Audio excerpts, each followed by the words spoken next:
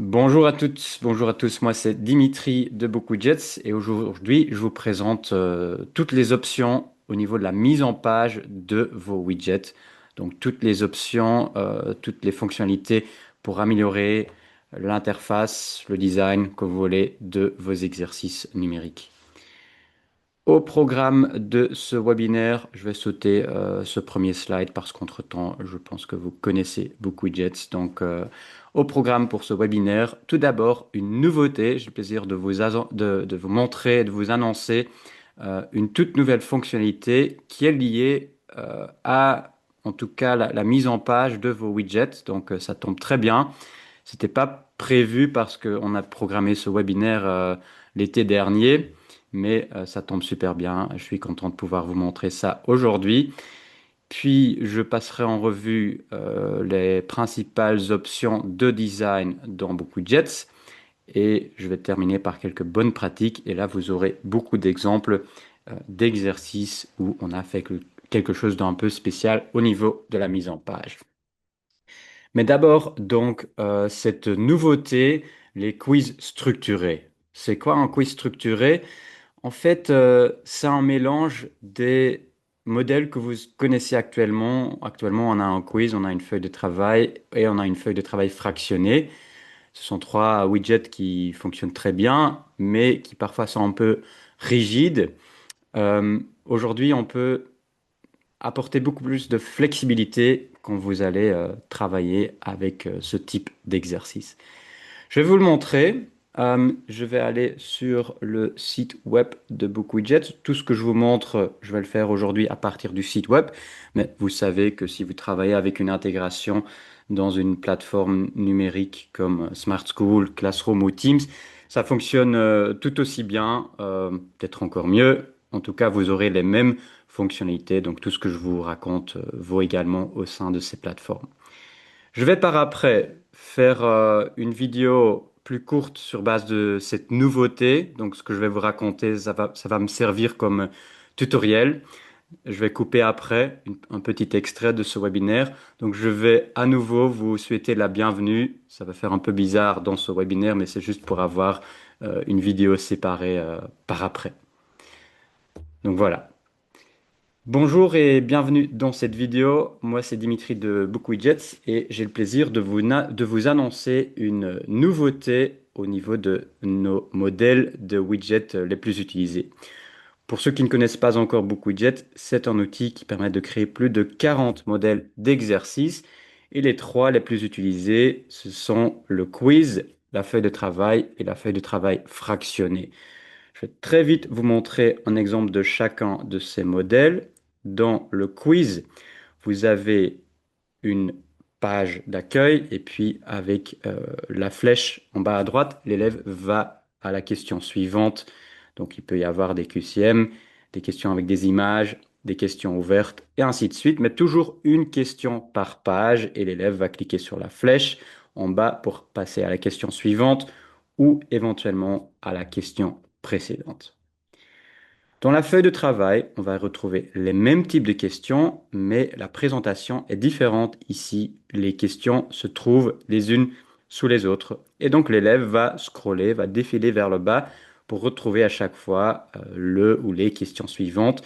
Et éventuellement, il peut revenir en arrière en scrollant vers le haut. Voilà donc pour la feuille de travail. Et le dernier de notre top 3, c'est la feuille de travail fractionnée. Je vous montre un exemple pour une compréhension écrite en anglais. Ici, on va retrouver un document source, par exemple un PDF, et des questions à côté du document source. D'ailleurs, ce document source, ça peut être un PDF, ça peut être une vidéo, ça peut être un site interactif. Il y a plusieurs possibilités, mais vous aurez toujours les questions à côté de ce document source qui est très pratique, hein. Les élèves ne doivent pas ouvrir ce document source dans un nouvel onglet. Donc les trois modèles énormément utilisés, très efficaces, mais parfois un peu rigides. Aujourd'hui, je vais vous montrer que c'est devenu beaucoup plus flexible. Ici, j'ai un exemple avec des questions sur les planètes. Vous voyez que c'est une feuille de travail parce que les questions se trouvent les unes sous les autres. Donc jusque-là, rien de nouveau. Mais quand je vais effectuer une copie dans mon compte, vous verrez que au-dessus des questions, il y a une nouvelle option qui me permet déjà, si j'ai envie de transformer cette feuille de travail en quiz, ben, cette option me permet de le faire. Je peux passer du mode feuille de travail au mode quiz. Et ça, c'est déjà une nouveauté. Auparavant, il y avait moyen de le faire, mais c'était assez compliqué. Il fallait créer un quiz, importer les questions et ainsi de suite. Donc ici, je peux en un clic transformer ma feuille de travail en quiz avec une question par page. Voilà. C'est déjà sympa, mais ce qui m'intéresse vraiment, c'est cette option, cet entre-deux qui se trouve littéralement entre les deux options. Ici, on peut créer des pages et sur une page, je peux avoir plusieurs questions. Donc là, je peux glisser, déposer plusieurs questions sur une page. Je vais mettre par exemple toutes les QCM sur une page. Et puis, je vais mettre d'autres exemples, d'autres questions ensemble sur une deuxième page. Voilà, ici, je mets ça ensemble. Et voilà. Et donc, j'aurai une, deux, trois pages. Et la dernière page, c'est une question séparée. Je prends l'aperçu pour vous le montrer. Et donc là, en effet, j'ai toutes les QCM à la première page, puis trois questions à la page 2. Et une dernière question à la page 3. Mais ce n'est pas tout. Vous voyez qu'il y a aussi un nouvel onglet ressources. Et ici, je peux ajouter une ressource, par exemple un document PDF que je vais chercher sur mon ordinateur. Dans les documents, j'ai un document sur les planètes. Je vais choisir un libellé, je vous expliquerai pourquoi par après. Donc, je vais écrire info planète. Ok, et maintenant j'ai transformé mon quiz qu'on appelle aujourd'hui un quiz structuré en feuille de travail structurée. Donc là, j'aurai à gauche le PDF et puis à côté, j'ai mes questions, mais toujours groupées par page comme je l'avais configuré auparavant. Auparavant. Ce n'est pas tout. Il y a une autre nouveauté, c'est qu'on peut avoir plusieurs ressources. Avant, dans la feuille de travail, c'était toujours une seule ressource. Là, je peux avoir plusieurs ressources. J'ai par exemple ici une vidéo. Donc, je vais prendre vidéo et j'ai un lien d'une vidéo YouTube. Je vais tout simplement coller le lien ici. Voilà. Et le libellé, ça sera vidéo. Je prends l'aperçu. Et j'aurai maintenant à gauche un document PDF et une vidéo. Et vous voyez l'intérêt des libellés, ce sont les noms des onglets que les élèves verront ici. Voilà, donc ils ont un document PDF et une vidéo et éventuellement encore d'autres ressources que vous ajouterez. Et les bonnes nouvelles n'arrêtent pas parce que ça va encore plus loin si vous le souhaitez, hein. C'est déjà un peu plus avancé, mais on peut encore activer une option ici. Là, les deux ressources étaient toujours visibles, mais on peut choisir de les configurer par page. Ça fonctionne comment? Ben, je vais choisir cette deuxième option. Et je veux par exemple que pour la page 1 avec les QCM, que les élèves aient accès au document PDF. Donc je clique sur la roue dentée et je sélectionne la ressource Info Planète, c'est mon PDF. Pour la page 2, ils vont avoir la vidéo. Je clique sur Ajouter des ressources et je prends la vidéo. Et pour la page 3, je mets rien du tout et je prends de nouveau l'aperçu. Et on va commencer dès la première page. Voilà, donc là, j'ai le PDF et les 5 premières questions. Puis, l'élève clique sur la flèche et on va retrouver la vidéo et les questions 6 et 7 et 8. Et puis, la dernière page, c'est une seule question sans ressources.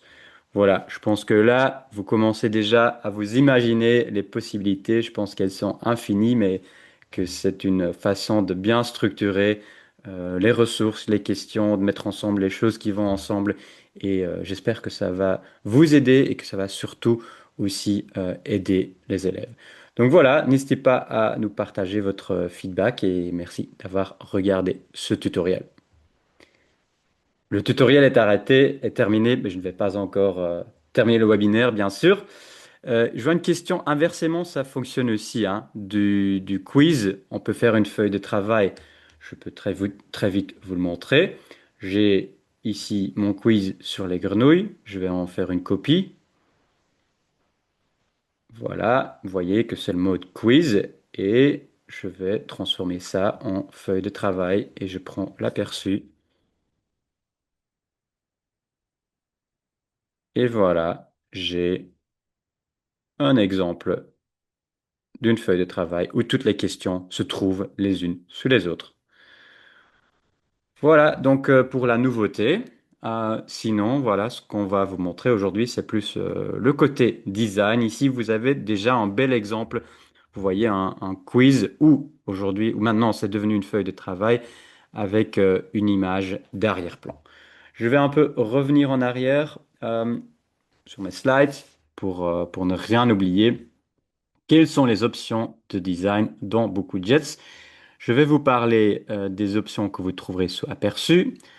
Je vais vous expliquer comment travailler avec des modèles.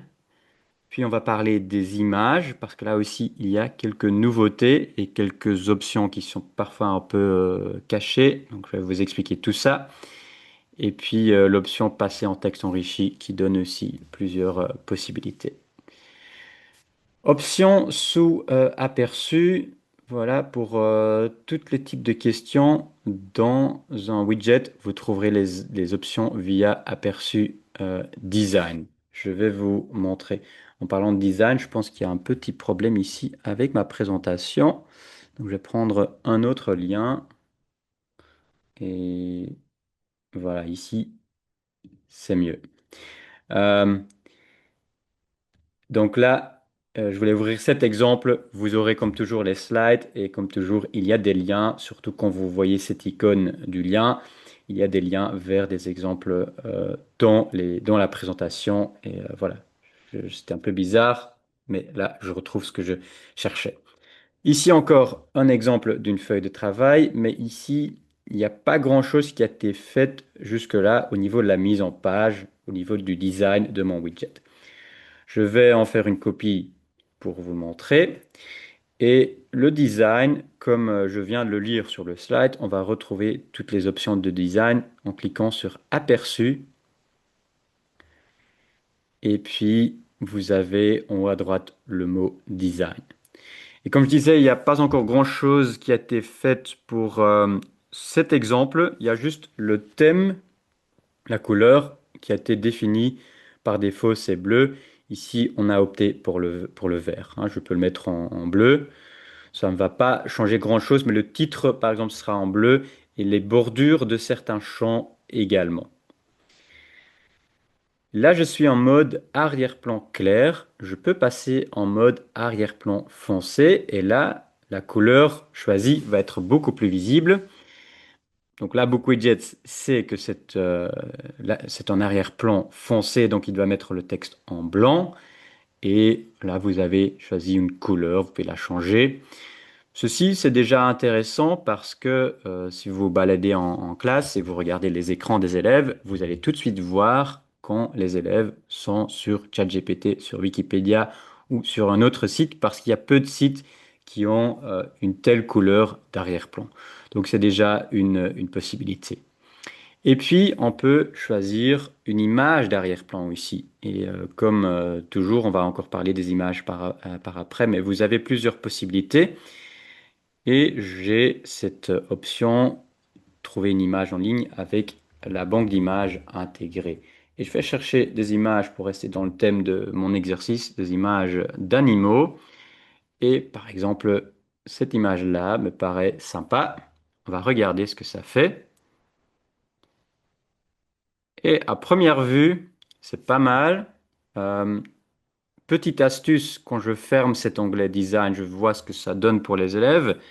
Il y a une chose que je vais peut-être vouloir modifier. Vous voyez que là à droite, je ne sais pas si vous voyez mon curseur de ma souris, mais il y a une ligne verticale parce que l'image commence une deuxième fois. L'image, en fait, n'est pas assez grande pour mon exercice, pour mon écran.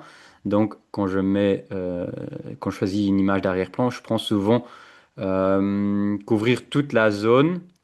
Et là, ça sera un peu plus joli. Voilà.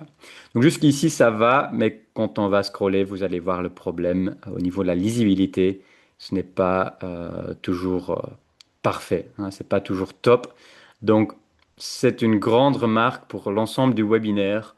C'est toujours sympa de faire des améliorations au niveau de la mise en page, mais faites attention à ne pas trop perdre votre temps non plus parce que vous pouvez vraiment vous perdre dans toutes les options qui existent.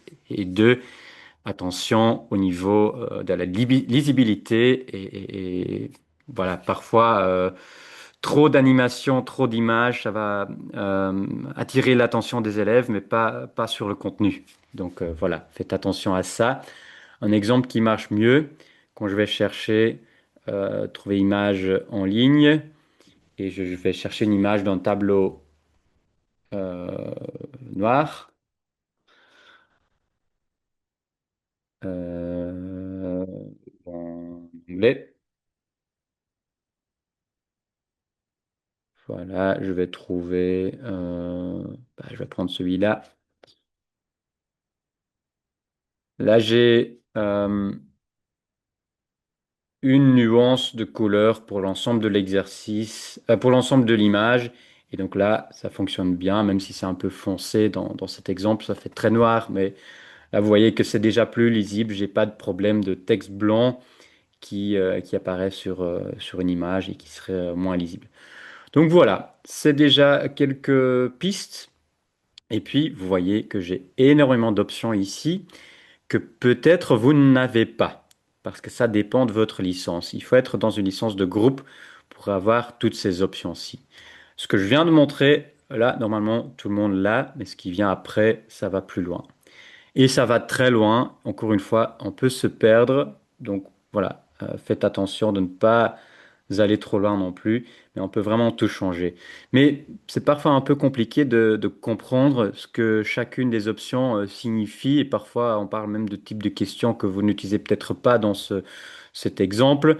Donc il y a un conseil, ne commencez pas à chercher à lire ici dans toutes ces options-là. Faites plutôt dans l'autre sens. Je vais chercher un exemple, imaginons ici. Je veux changer la mise en page des zones de glisser-déposer. Vous voyez que comme j'ai activé le bouton Design en haut, il y a parfois une option, un texte en orange qui apparaît. Quand vous cliquez dessus, c'est un lien qui vous mène vers la bonne option. Et donc ici, je vais changer la bordure qui est blanche. Je vais la mettre en rouge. Et voilà, vous allez voir, en effet, il me met les bordures en rouge. Si je veux changer l'affichage des points ici, je peux je peux cliquer d'abord sur le carré avec le texte en rouge, le carré orange avec le texte en rouge, et là il me mène vers l'option en question et je peux mettre en plus grand, je vais faire 35. Ça sera un peu abusé, mais c'était juste pour vous donner l'exemple de comment ça fonctionne. On peut même changer la mise en page et les polices. Voilà. Donc, je ne vais pas présenter toutes les options ici, mais là, au moins, vous savez comment configurer quelque chose au niveau de la mise en page ici. Ok, donc ça c'est déjà une première chose. Je vais regarder mon slide pour vérifier si je n'ai rien oublié. Euh, n'exagérez pas, je l'ai dit. Et puis bon à savoir, l'onglet Design dans l'éditeur sert uniquement pour la miniature. Donc vous l'avez peut-être déjà remarqué qu'il y a aussi le mot Design ici à gauche. Et là, qu'est-ce qu'on peut faire ici? On peut ajouter une image de présentation facultative. Ok, je vais essayer de trouver une image. Ben, comme c'était sur les animaux cette fois-ci, je vais prendre cette image-là. Mais cette image, je vais la voir nulle part. au sein de mon widget. Quand je prends l'aperçu, je ne vais pas voir cette image-là. Elle sert à quoi alors, cette image que j'ai choisie ici? Cette image de présentation sera affichée, je pense que j'ai les explications quand je clique sur le i, euh, pour représenter votre widget lorsqu'il n'est pas encore chargé, mais c'est très rare parce que normalement ça se fait très rapidement. Je vais demander à mes collègues, peut-être qu'on devra mettre à jour les informations ici parce que ce texte de présentation sert aussi quand vous partagez ce widget, par exemple sur Facebook, bah, il va vous montrer cette image-là au lieu du logo du type de widget. Et aussi quand vous l'intégrez dans un web quest. Je ne trouvais pas le mot, mais dans le web quest et dans le planificateur, l'image du widget que vous intégrez sera celle-ci. Si vous ne mettez rien, ben, ça sera l'image par défaut du type de widget. Voilà, donc ça de toute façon. Et puis vous avez style de fractionnement, et là je reviens sur ce qu'on a fait auparavant avec les planètes. Ben, on a fait une sorte de feuille de travail avec toutes ces nouvelles options. Quand je vais ici sur style de fractionnement et je le mets en... Déjà, je peux dire que la partie gauche ne doit pas représenter la moitié de l'écran, mais 30%. On va voir ce qui se passe. Et je vais revenir sur une question. Voilà, là vous voyez que la partie gauche est devenue plus petite. Les élèves peuvent toujours changer, mais par défaut, quand ils l'ouvrent, ça prendra 30% de l'écran. Et puis, style de fractionnement horizontal, c'est ce que vous voulez dans la plupart des cas, mais on peut faire aussi en vertical. Ça va être un peu bizarre ici, même très bizarre, mais imaginons que vous avez un extrait audio. Là, c'est peut-être plus intéressant de mettre l'extrait audio en haut parce que ça prend beaucoup moins de place. Et puis, les questions apparaîtront en dessous. Donc, voilà les possibilités dans l'onglet Design ici à gauche. Comment ne pas refaire tout ce travail à chaque fois que vous créez un widget? C'est en utilisant des modèles. La mauvaise nouvelle, c'est qu'il n'y a pas de fonction qui s'appelle modèle ou template dans Book Widgets. La bonne nouvelle, c'est qu'on peut faire la même chose avec d'autres méthodes. Il faut parfois être un peu créatif et il y a une possibilité quand je retourne à mon exemple avec le tableau noir en arrière-plan, je peux ici, non pas celui-là, celui sur les animaux, et je prends l'aperçu et je clique sur Design. Je peux ici, avec les trois petits points en haut à droite, exporter toute ma configuration au niveau de la mise en page. Et quand je crée ensuite un nouveau widget,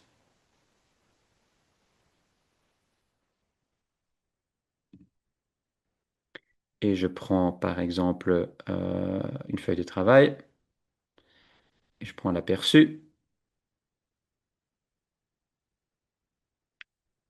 Ah, oui, je prends l'aperçu. Je peux, avec les trois petits points, importer le document que je viens de télécharger. C'est un document .wdf qui sert uniquement dans Widgets. Et là, j'ai la même mise en page. Là, vous ne voyez pas grand-chose sauf l'arrière-plan. Mais voilà, si je commence à ajouter des questions, vous verrez aussi que pour le nombre de points, par exemple, comme on l'avait configuré, je vais très vite, je fais n'importe quoi, mais juste pour vous montrer, c'est une question qui vaut 2 points. Normalement, quand je prends l'aperçu, ça sera en rouge aussi parce qu'on l'avait défini, mais bien sûr, je dois d'abord l'activer sous Général. Voilà, là, j'y suis. Ah, je l'avais pas mis en rouge, mais vous voyez là, l'autre police et la taille qui est plus grande aussi. Je vais changer de compte pour vous montrer une autre méthode. Là, c'est une première méthode. Donc, vous faites un widget entièrement comme vous le souhaitez avec votre mise en page. Et une fois que c'est en ordre, vous pouvez toujours télécharger et importer à chaque fois que vous créez un nouveau widget. Mais ici, j'ai une autre possibilité qui est peut-être encore plus intéressante. J'ai tout simplement créé un dossier modèle et j'ai créé ici un modèle. C'est un widget sans question. J'ai juste une question texte. Voilà. Et la question texte, j'ai mis une sorte d'entête avec mon logo de l'école, avec l'année scolaire et d'autres informations. Et quand je prends l'aperçu, vous verrez qu'il n'y a pas que cette en-tête, qu'il y a aussi la couleur d'arrière-plan et ainsi de suite. Et la prochaine fois que je veux créer une nouvelle feuille de travail, je ne vais pas cliquer sur Nouveau widget feuille de travail, mais je vais aller dans ce dossier et je vais dupliquer ce modèle que j'ai ici. Donc je vais dupliquer celui-là. L'avantage ici, c'est que quand je duplique cette version-là, il va me permettre aussi, il va récupérer aussi tous les paramètres. Et vous voyez d'ailleurs que j'ai deux versions. J'ai une version avec calculatrice et une version sans calculatrice. Je l'ai noté ici sous le titre. Donc quand je vais sur Général, la calculatrice sera ici activée et pas dans l'autre. Donc à chaque fois que j'aurai besoin d'une calculatrice, je vais dupliquer ce modèle-ci. Et puis d'autres options comme le vérificateur d'orthographe, si je l'ai désactivé, il sera aussi désactivé dans la version que j'ai dupliquée. Je vois qu'il y a deux questions. Il y avait quelqu'un qui m'avait signalé un problème, mais le commentaire semble avoir disparu, donc je pense que c'est bon. Vous pouvez me confirmer que vous voyez toujours mon écran correctement. Et avec la licence de groupe, effectivement, vous aurez un peu plus d'options dans les options de design, hein. Donc ici, la première partie, vous aurez de toute façon, mais pour vraiment changer les bordures, les liens, l'affichage des points, etc., il faut les licences de groupe. Maintenant, si vous êtes une petite école, vous n'avez pas de licence de groupe parce que pour l'instant, vous n'avez pas encore assez de collègues pour atteindre au moins les 5 enseignants, ben, envoyez-nous un email. Mentionnez que vous avez regardé ce webinaire, que ce soit en direct ou en différé, et on va regarder ce qu'on peut faire. On va essayer de vous aider. Je peux rien promettre, mais contactez-nous et on va peut-être pouvoir faire quelque chose. Donc voilà. Ne partez surtout pas. Regardez aussi la suite du webinaire parce qu'il y a encore des choses intéressantes qui vont arriver. Euh, voilà les deux méthodes pour travailler avec des modèles. Ajouter des images, ben, j'ai déjà ajouté une image d'arrière-plan. On peut ajouter des images dans les questions via le texte enrichi, via l'option image en bas, mais aussi dans les explications. Je vais vous montrer tout ça et je vais revenir tout à l'heure sur l'autre exemple. Donc là, on a un widget avec, je pense, une seule question. Oui, juste pour vous montrer cet exemple. Je peux toujours ajouter une image. Là, c'est une question sur l'Amérique. Donc, je peux ajouter une image. Normalement, vous avez une option ici, mais là, je suis pas dans le bon type de question. Je vais ajouter une nouvelle type de question. Par exemple, quelle est la capitale de la Belgique?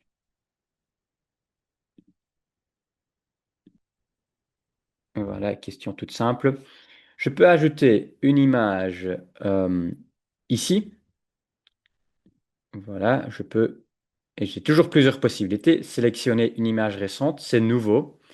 Trouver l'image en ligne, c'est comme tout à l'heure avec la banque d'images intégrée. Télécharger à partir de mon ordinateur, importer à partir d'un Google Drive ou coller à partir du presse-papier. Donc vous avez trouvé quelque part une chouette image, vous la copiez et avec cette option-là, vous pouvez la coller ici. Je vais trouver une image en ligne. Je vais chercher pour Belgique. Est-ce qu'on peut trouver ici le drapeau de la Belgique? Oui. Donc je vais prendre par exemple le drapeau. Je peux encore changer la taille. Voilà. Donc là, j'ai la question et l'image au niveau de la question. Je peux la rendre plus petite, plus grande. Et quand elle est grande, je peux encore choisir son positionnement. Mais si je vais effacer cette image ici, une autre possibilité, c'est de le faire dans la consigne même. Quand je passe en texte enrichi, je peux insérer une image également ici, trouver une image en ligne et je vais chercher le drapeau belge ici. Voilà, je vais prendre celui-là pour ne pas prendre le même que tout à l'heure. Voilà, et quand je prends l'aperçu, je vais voir que probablement ça sera un peu grand. Et en le mettant dans la consigne, ben, j'ai d'abord la question, puis l'image, pardon, et les options, les réponses possibles qui apparaissent en dessous. Donc faites attention quand même hein, de ne pas avoir d'image trop grande parce que vous risquez de ne plus bien montrer les réponses possibles. Donc on va la rendre plus petite. Et ça, parfois, c'est pas hyper évident. Qu'est-ce qu'il faut faire? Il faut cliquer sur les trois petits points, modifier l'image. Et ici, ben, on peut faire deux choses. On peut renier l'image, en quelque sorte recadrer l'image. Voilà, ça sera déjà plus petit en quelque sorte, comme ça. Et si c'est encore trop grand, je clique sur modifier l'image et il y a une partie en bas à droite, résolution, où on peut changer les éléments largeur et hauteur de l'image. Là, si je mets par exemple 250, c'est en pixels, il met automatiquement la hauteur parce qu'il va respecter la résolution, hein, le rapport hauteur-largeur. Donc si je change quelque chose en bas, bah, il change en haut aussi. Voilà. Et 200, c'est déjà plus petit. De mon expérience, pour avoir une petite image, bah, prenez une largeur d'environ 200 comme ici. Si vous voulez quelque chose qui soit plus grand, vous pouvez aller jusque 800, mais ne dépassez pas les 1000 parce que là, ça va prendre beaucoup trop de place. Mais parfois, il faut tester un peu et voir ce que ça donne. Donc la question dans le chat, c'est comment est-ce que j'ai fait pour avoir la question, la photo à côté? C'est quand on fait ici image euh, en bas, pas dans la consigne avec le texte riche, mais le texte enrichi, mais ici image. Et puis on va choisir une image. Quand elle est grande, on a le choix. Et quand elle est moyenne ou petite, normalement elle se met d'office à côté de la question. Ok, donc ça pour l'image dans la consigne, l'image avec l'option. On peut aussi mettre une image dans l'indice, parce que ici la capitale c'est Bruxelles, donc on va peut-être mettre une image de l'atomium. Je vais cliquer ici sur Insérer, image, trouver une image en ligne,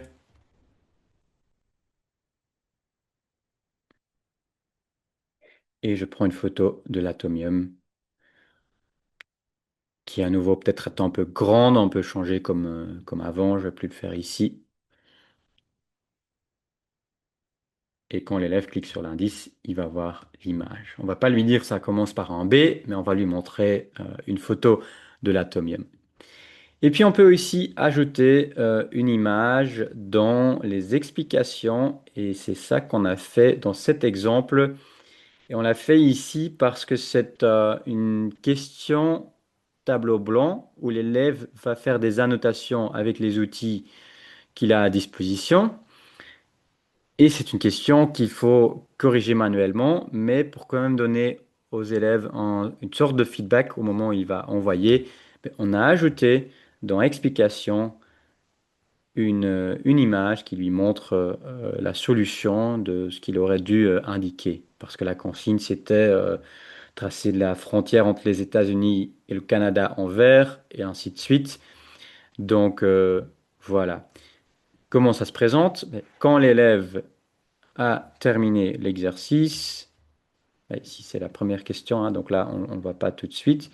Il doit tracer la frontière en vert, imaginons qu'il n'a aucune idée et qu'il va le faire ici, comme ça. Voilà. Au moment où il clique sur envoyer,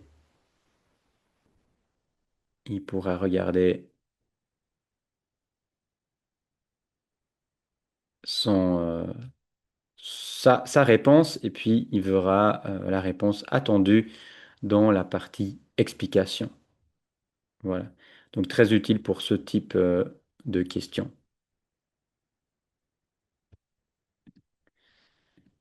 Ok, je vais regarder.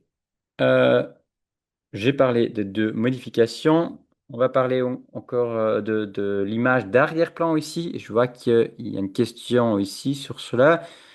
Euh, Ce que vous demandez, Thierry, c'est possible. On va trouver des exemples tout à l'heure. Ici, c'est l'image du type, pardon, le widget du type image à zone réactive. On a créé nous-mêmes une image d'arrière-plan avec un autre logiciel, hein. Ça, vous ne le faites pas dans beaucoup de jets. Il y a des logiciels spécialisés dans la création d'images et souvent on trouve des modèles, des templates qu'on peut adapter. Et sur base de ce modèle, on a créé un calendrier de l'Avent ici. Je vais vous le partager parce qu'il a été mis à jour pour cette année. Donc, par exemple, si vous cliquez sur le 6, ça sera un jour de week-end. Il va vous dire, je ne vois pas le 6 par contre, je ne regarde pas bien. Le 5, c'est encore en semaine. Donc là, il y a un mot croisé qui apparaît. Euh, je vois vraiment pas le 6. Je vais prendre un autre. Parfois, il va vous dire tel jour est un jour de week-end. Donc voilà, je partage ce calendrier de l'Avent ici. Mais on va revenir sur cette question des images transparentes après dans un autre exemple. Le texte enrichi, je vais aller plus bref parce que c'est assez logique, mais ce qu'il faut savoir, c'est que le texte enrichi n'est pas activé par défaut. Donc vous avez toujours en haut à droite cette option pour passer en texte enrichi. Une fois que vous le faites, vous avez toutes les options de mise en page que vous connaissez, hein, mettre des choses en gras, en italique, changer la police, changer les couleurs, changer de l'interligne aussi. On nous a déjà posé plusieurs fois la question si on a une police spécifique pour les élèves dyslexiques. Il y en a qui existent, dont on dit que ce seraient des polices qui seraient plus faciles à lire pour des élèves dyslexiques, mais jusqu'ici, aucune étude ne l'a prouvé. Donc, c'est pour ça qu'on ne les a pas encore ajoutées. Par contre, ce qui est prouvé, c'est que augmenter l'interligne, ça augmente la lisibilité, je pense pour tous les élèves, mais en particulier pour les élèves dyslexiques. Donc, c'est pour ça qu'on a ajouté cette fonctionnalité.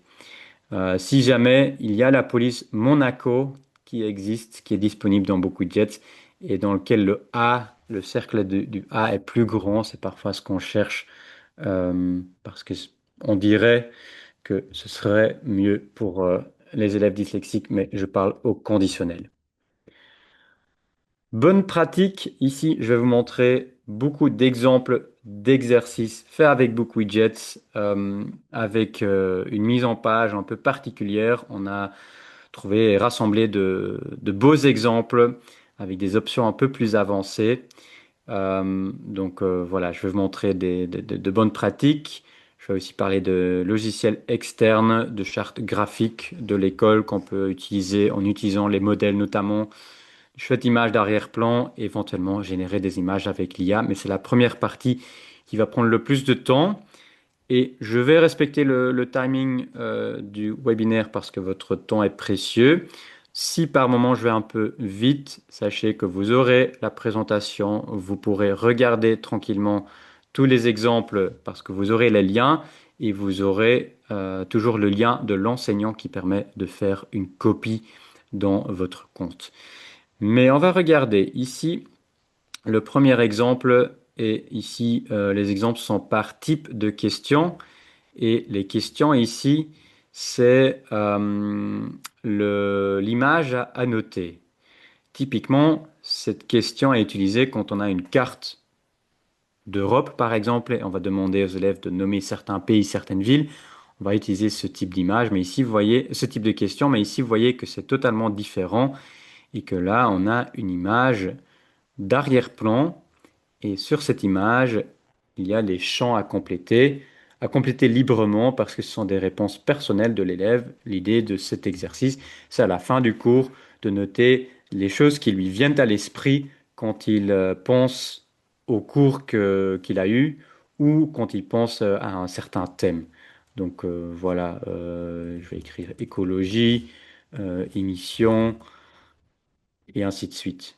Donc là, pour vous le montrer, comme je l'ai dit, je ne vais pas le faire pour tous les exercices, mais ici, je vais faire une copie dans mon compte. Vous voyez que c'est une feuille de travail avec une seule question de type image à annoter. Et dans cette image à annoter, comme toujours, il y a les champs de saisie. Mais qu'est-ce qu'on a fait? On a désactivé le marqueur. Le marqueur, typiquement, quand on a une carte de l'Europe, et ici c'est la Belgique, je mets le marqueur là, et le champ, c'est l'endroit où l'élève va écrire la bonne réponse. Ici, on ne veut pas ce type de marqueur et cette ligne vers un champ, donc je vais désactiver, et comme ça, il va écrire directement dedans. Qu'est-ce qu'on a fait ici? Et là, on est vraiment dans les options avancées. On a dans les options d'affichage du champ choisi aucune bordure. Sinon, avec une bordure, ben, ce serait moins joli, moins chouette. Ça se présente comme ça. Et ça, on veut l'éviter. Donc, j'ai pris aucune bordure. Voilà. Je vous invite à regarder un peu les autres exemples qui sont basés sur le même principe comme celui-ci. Trois bonnes choses et deux astuces après un travail de groupe, par exemple. La page Facebook, c'est une activité qu'on peut faire en début d'année scolaire. C'est aussi une feuille de travail. Et chaque élève va compléter sa page Facebook, même si les jeunes aujourd'hui ne connaissent presque plus Facebook. Je me sens un peu vieux, mais voilà, c'était dans mon temps, tout le monde utilisait Facebook et peut-être que nous, on l'utilisait encore, mais les jeunes d'aujourd'hui, beaucoup moins. Mais ça reste un exercice intéressant pour se présenter en début d'année scolaire avec ces données. Et puis, donc là aussi, le type de question utilisée ici, c'est une question image à annoter, mais là, il y en a plusieurs, je pense. Il n'y a pas une seule, il y en a plusieurs. Bah, je vous laisse regarder cet exemple. Et ici,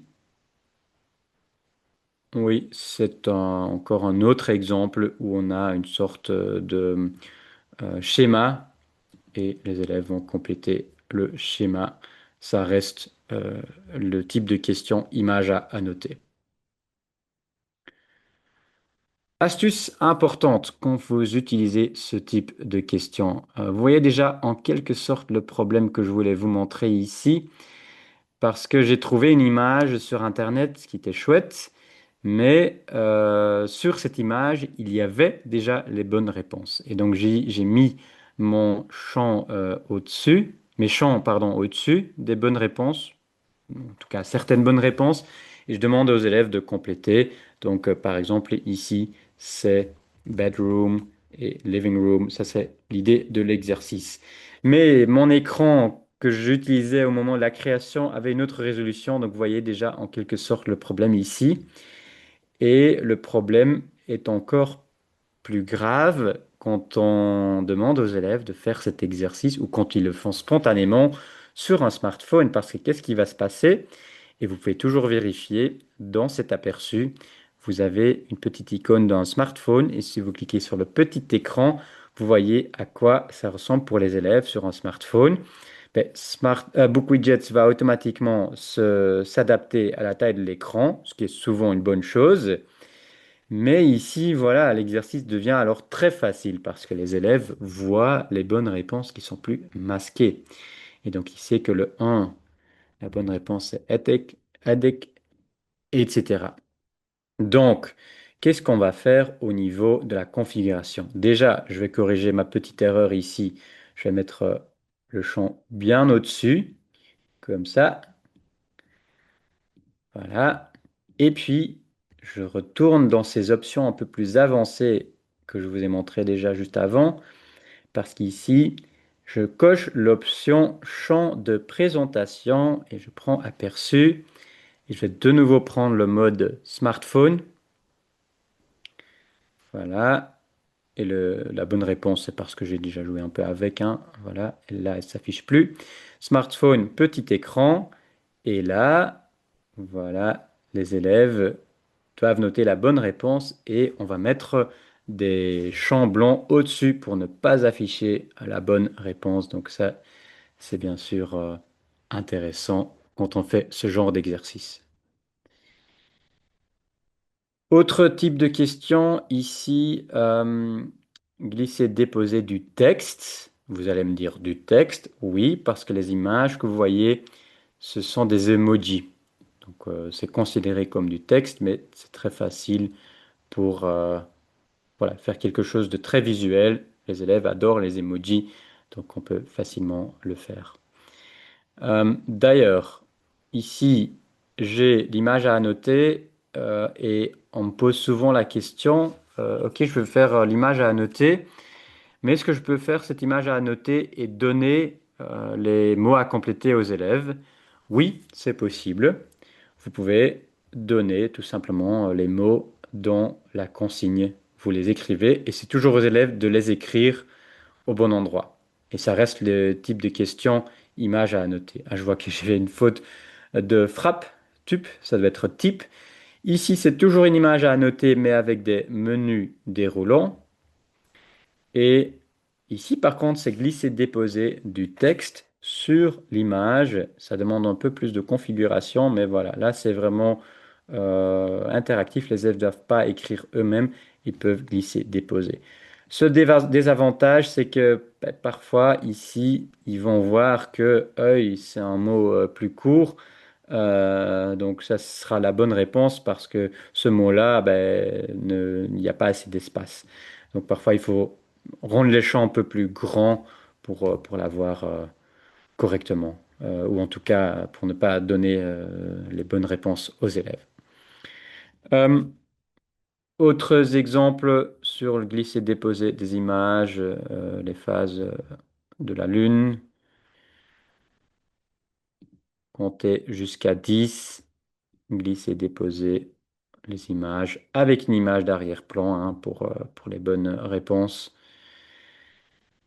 Et quand on est très créatif, on peut même faire une sorte de sudoku avec des images, comme vous le voyez ici. Comment peut-on faire un mot croisé avec des images? Il y a deux possibilités. Soit vous faites dans votre consigne un texte enrichi avec un tableau et vous mettez les images là et vous mettez une lettre pour chacune des images. Et dans le mot croisé, vous faites référence aux lettres. Donc là, image A, c'est une pomme. Donc image A ici, ce sera pomme. Sauf si c'est en anglais, je ne sais plus. Mais voilà, vous avez compris le principe. L'autre solution, encore une fois, c'est de travailler avec des emojis. Donc ici, j'ai aussi le mot pomme, euh, mais avec des emojis. C'est un peu plus rapide, un peu plus simple. Par contre, c'est un peu petit, mais ça peut fonctionner. Euh, Bien sûr, ici on est dans un niveau débutant, on est dans un thème pour lequel on va retrouver des emojis, c'est-à-dire les fruits et légumes. Ça ne marchera pas à tous les coups.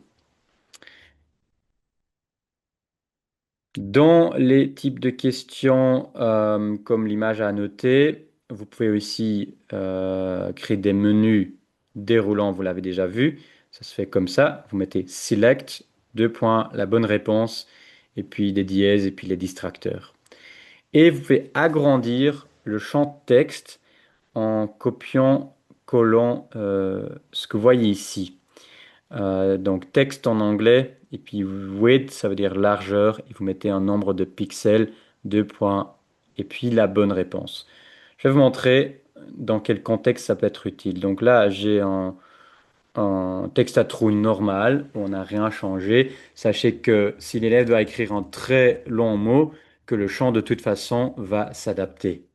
Donc, en principe, vous n'avez pas besoin de cette option pour rendre le champ plus large, mais si ça vous intéresse vraiment, c'est possible.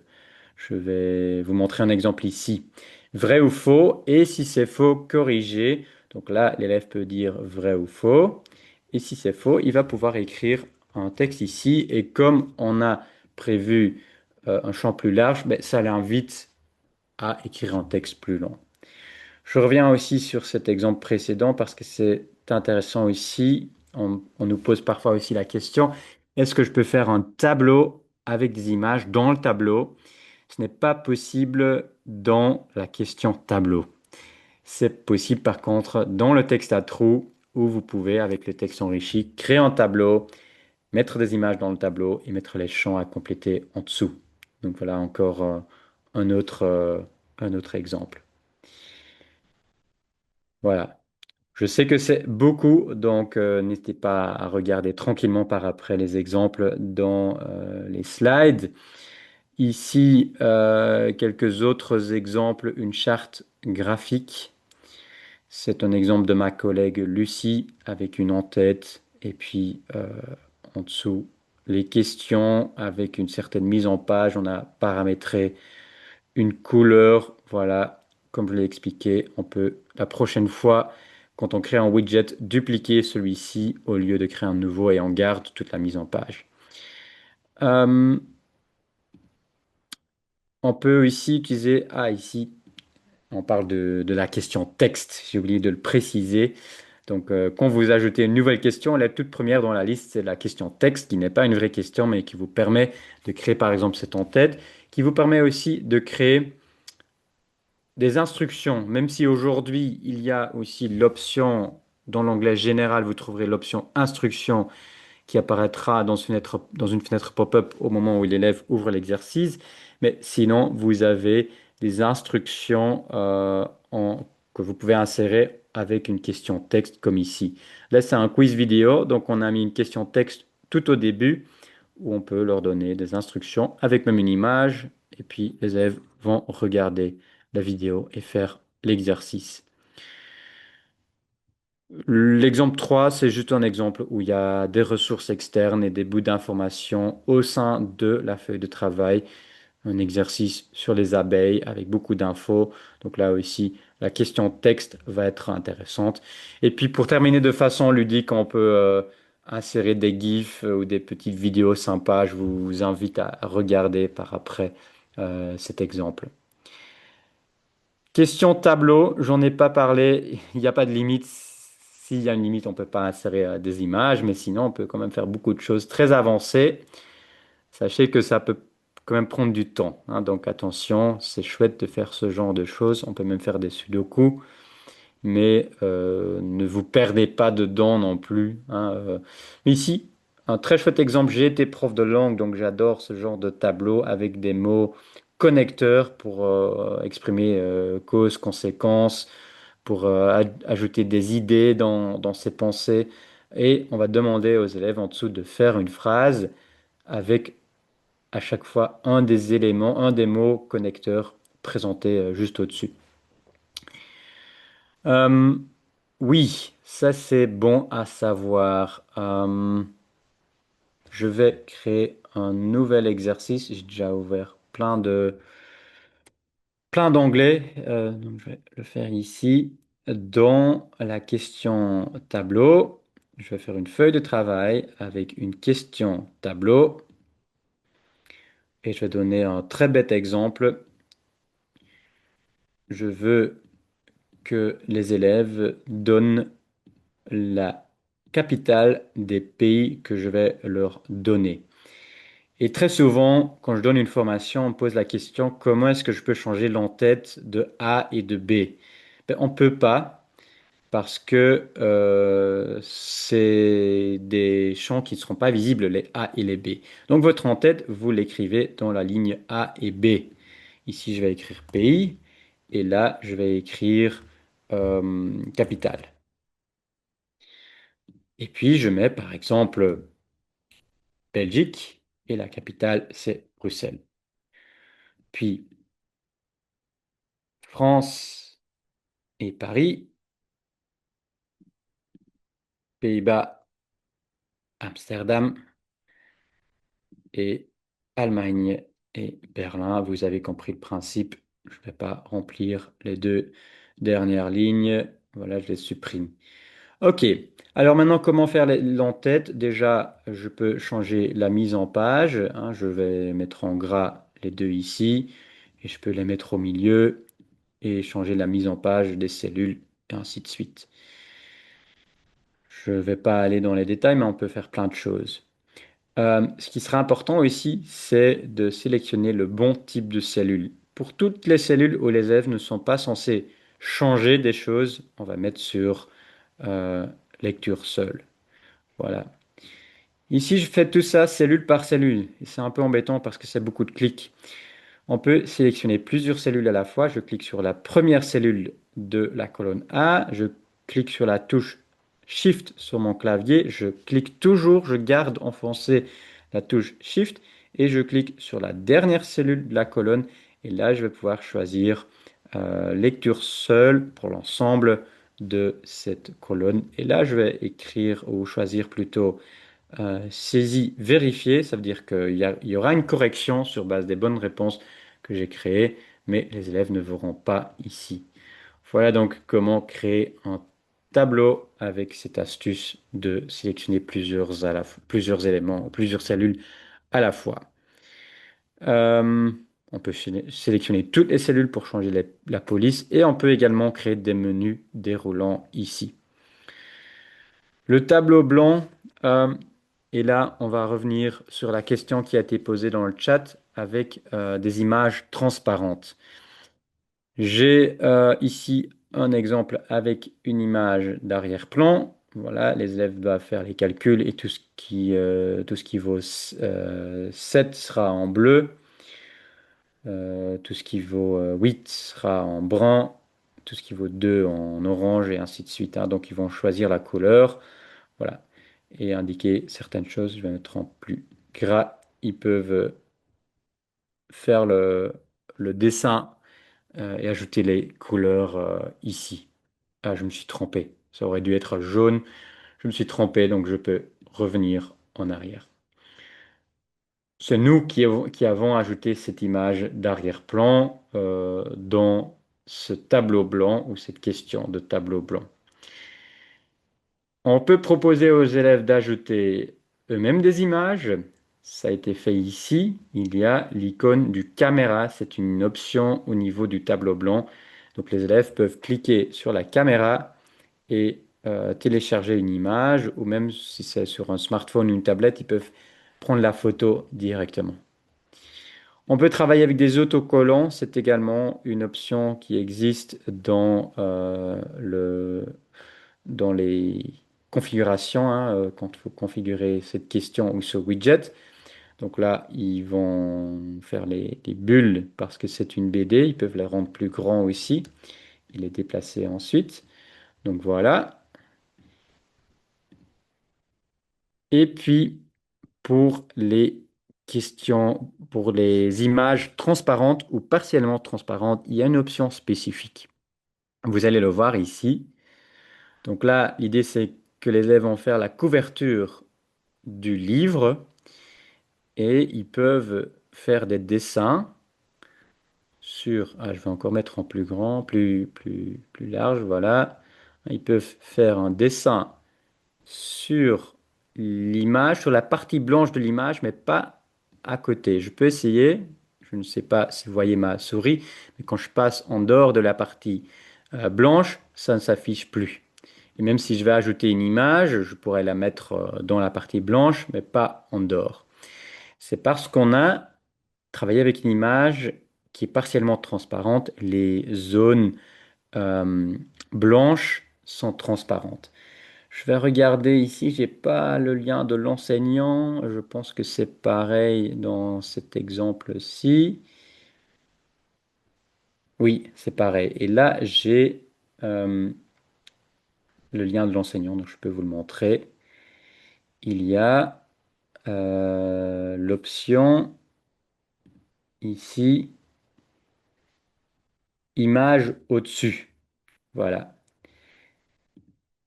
Utiliser cette option lorsque le dessin ne doit se faire que dans des parties transparentes de l'image.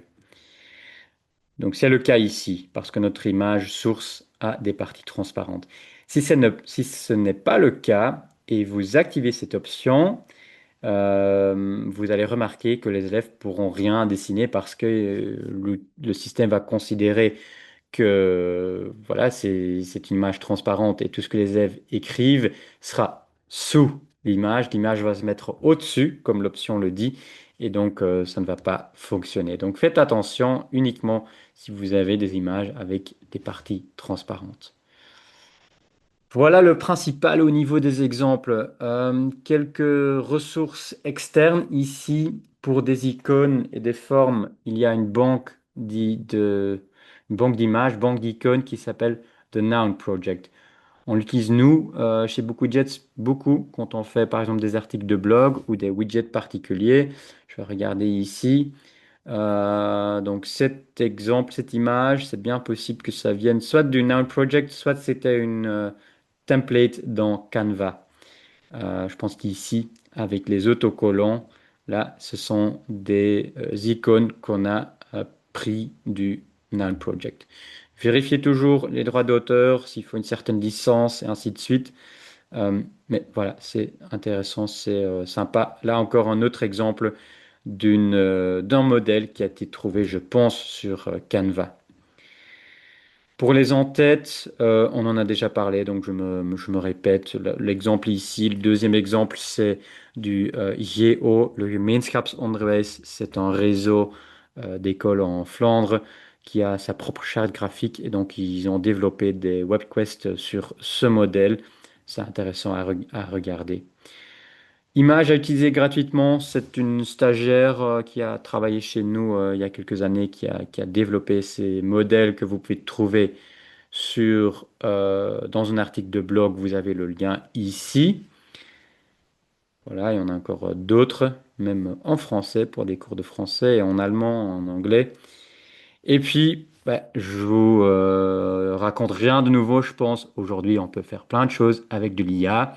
Et ce que vous voyez ici est déjà un peu daté parce que ça a été fait, je pense, il y a au moins un an avec Copilot. De Microsoft.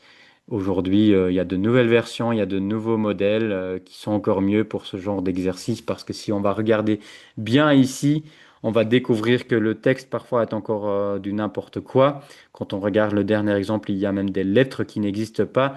Mais les modèles aujourd'hui sont encore plus avancés et ça va faire ce genre de choses beaucoup plus correctement.